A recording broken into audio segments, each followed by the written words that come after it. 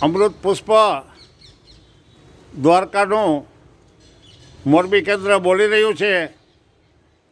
આજે સ્પેશિયલ અમારા એટેક્સિયા અને મસ્ક્યુલાઇટ ડિસ્ટ્રોફી માટેનો એક જુદો કેમ્પ રાખ્યો છે બે, જેની અંદર આ મસ્ક્યુલાઇટ ડિસ્ટ્રોફી માટે થઈને આજથી કરી 1.5 મહિના પહેલાં મારી પાસે એક બાળક આવેલો.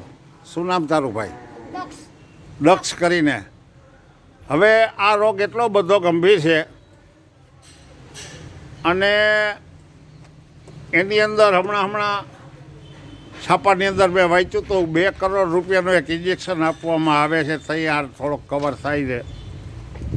અને અમારા દિનેશભાઈ પણ દ્વારકાની અંદર આ મસ્ક્યુલાઇટ ડિસ્ટ્રોફી માટે રિઝલ્ટ લઈ રહ્યા છે.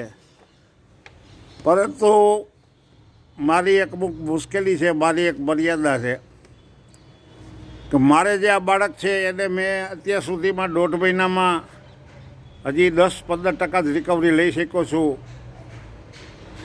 જેમાંની રિકવરી એવી છે કે ભાઈ તારા શું હતું પગમાં? એ તો રોગનું નામ. પગમાં શું હતું તકલીફ? હોજા ચડ્યા હતા. અત્યારે શું થયું? હોજા પણ અત્યારે હોજા વયા ગયા હોજા. હવે એ પહેલાં મોરબીમાં રહેતા અને એના પપ્પા ને એના કાકાને બધા ગામડે વયા ગયા છે. અત્યારે બસ મજૂરી કામ કરે છે અને એની ઘરે ફ્રીજે નથી દિનેશભાઈ, કે મારે તો 3 પાખી આ લોકો હારે ધ્યાન રાખવું પડે એમ છે. આર્થિક પરિસ્થિતિ એકદમ નબળી, ઘરે ફ્રીજ નહીં. અને અમારે આ મસ્ક્યુલાઇટ ડિસ્ટ્રોફીવાળા ભાઈનો સ્વભાવ ભડકા જેવો તેજ, અને એ કામની અંદર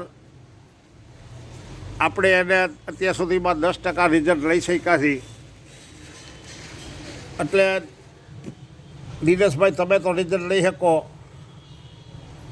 અને મારે પણ આવે છે, પણ મારી અમુક મર્યાદા છે કે હું કોઈની લીટી છેકી અને મારી લીટી મોટી કરતો નથી. એટલે તમને તો હું ક્યારેય ઓવરટેક નહીં કરી શકું, કારણ કે આખર તમે આ બધું શીખવાડ્યું છે. એટલે છતાંય અમે રિઝલ્ટ લેવા પ્રયત્ન કરી રહ્યા છીએ. આ હમણાં એક પેપરમાં હતું કે 2 કરોડ રૂપિયાનું ઇન્જેક્શન. આજ પેપર હું ભૂલી ગયો ઘરે, નકર લાઈવ કરત કે આ લોકો મસ્ક્યુલાઇટ ડિસ્ટ્રોફીવાળાને 2 કરોડ રૂપિયાનું ઇન્જેક્શન હમણાં આપવાનું છે. ને એ લોકોએ પેપરમાં ફાળો કરવા માટે જાહેરાત કરેલી.